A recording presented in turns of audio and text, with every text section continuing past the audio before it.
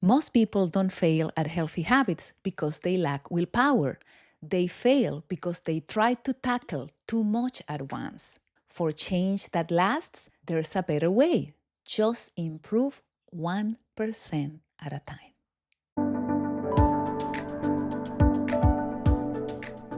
Doctors have the worst, least healthy lifestyle you can ever imagine. It's hard to imagine how unhealthy my life was when I was a doctor. Sleep deprivation, eating on the run, whatever the medical rep brought to the office, no time to exercise, stress constantly, and my favorite, not drinking water, dehydrating myself on purpose so I didn't have to stop for bathroom breaks. And yet, I didn't smoke, I didn't drink, and I was in my healthy weight. So I thought I was better off than most doctors around me. Imagine my shock when I was diagnosed with 2 cancers at the same time. And later on, a few years later, when I was diagnosed with a third different cancer. Of course, at first, it was just about surviving, going through 3 cancer surgeries, going through the chemotherapy, finishing the radiation. But at the first opportunity when I could sit down and reevaluate my lifestyle, which came after I resigned my job as an oncologist, I faced a shock. Friends were sending me articles about healthy living, and I was learning about things that nobody ever mentioned in medical school. Did you know there's something called quercetins that are anti-cancer agents in onion? Sulforaphanes in broccoli that is supposed to help me against cancer? Did you know that sugar is supposed to be terrible for people with a history of cancer? And by the way, it was not only diet. I wasn't sleeping enough. I wasn't drinking enough water. I wasn't meditating enough. I wasn't doing enough stress management. And then there was the exercise. It was facing that the leisure walk I took on the beach most days did not count as cardio, did not count as muscle building, that I had lost my muscle mass after 3 surgeries and was now at high risk for osteoporosis and needed to start something. It was overwhelming. And do you know what was the worst?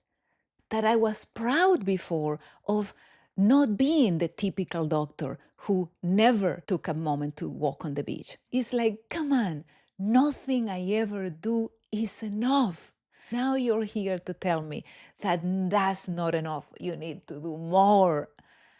That was an instant recipe for me to give up before getting started. I couldn't tackle this change all at once. I needed to think differently. I needed to take it in steps. Imagine that you are in this side of a river and you're supposed to get to the other riverbank, but it's a huge jump that is going to guarantee that you're going to fall in the water. It would paralyze you, right? But what if there was a better way?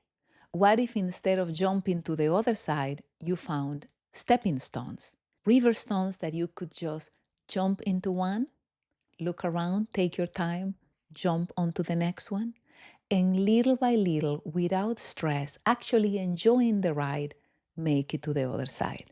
Over the next few weeks, we'll be embarking in a journey together to take those river stones one at a time, to bring you from wherever you are now to the new you would like to become. Not a different person, but an improved, healthier person, 1% at a time. Before we get started, there is a couple of things we want to establish. And the first one, most important, is self-compassion. Do you remember how overwhelmed I felt when I had to tackle my health after my diagnosis? One of the worst things that can ever happen to someone who has good intentions is to be told what you did was not good enough. For me, that is a recipe for me to giving up. As a perfectionist, as an overachiever, that's already what is constantly running through my mind. Nothing I do is ever enough. It's never ending. That there's always something else that needs to be done.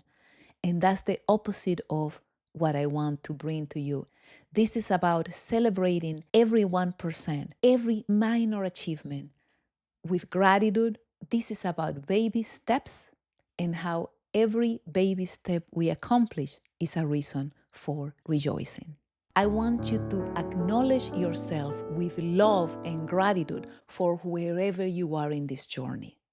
It doesn't matter that you have 50 pounds to lose. It doesn't matter that you have to reinvent your diet again. Nothing is more important than you brought yourself alive to this moment.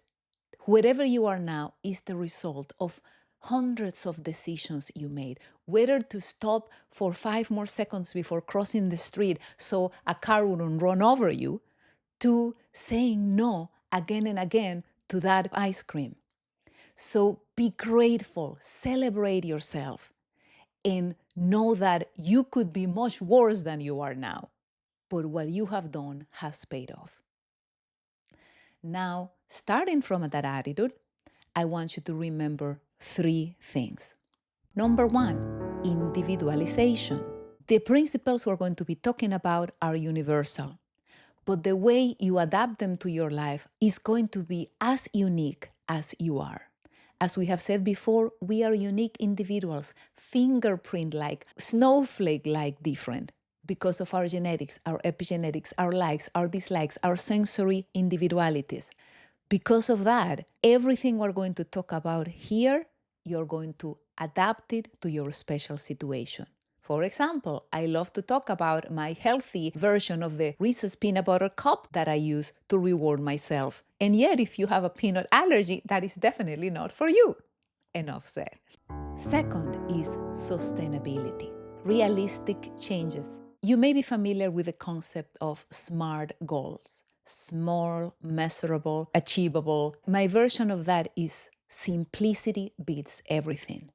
To break the inertia and gain some momentum, you want to start with the smallest possible changes, easiest to apply changes you can do, and you need to bring them into your life in a way that honors who you are, where you are, your lifestyle, your choices.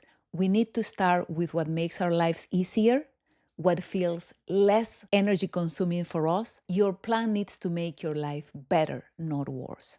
Easier, not harder. The third one is joy.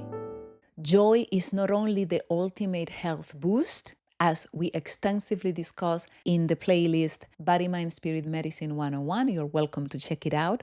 But also, joy is the ultimate goal of being healthy. We want to be healthy because we want to have energy to do the things we love, to spend time with the people we love, to achieve dreams, to find our purpose. So by definition, any health measure that makes your life less joyful instead of more joyful needs to be seriously reconsidered. We're going to be talking a lot more about that in the next episode. So, the takeaways for today. First of all, start with compassion. Give yourself credit for everything you have done until now, as imperfect as it may have been, that has allowed you to be here today, alive, and in a much better shape, condition, health status than you could have been before. Number 2, I want to leave you with a question. What is the easiest, less effort consuming measure you could take today to improve your health by 1%? In the next episodes, I'll give you tons of ideas about that. See you then. I was literally thinking, if this is going to make me live 10 extra years, there are going to be 10 very miserable years. I don't want to live like this.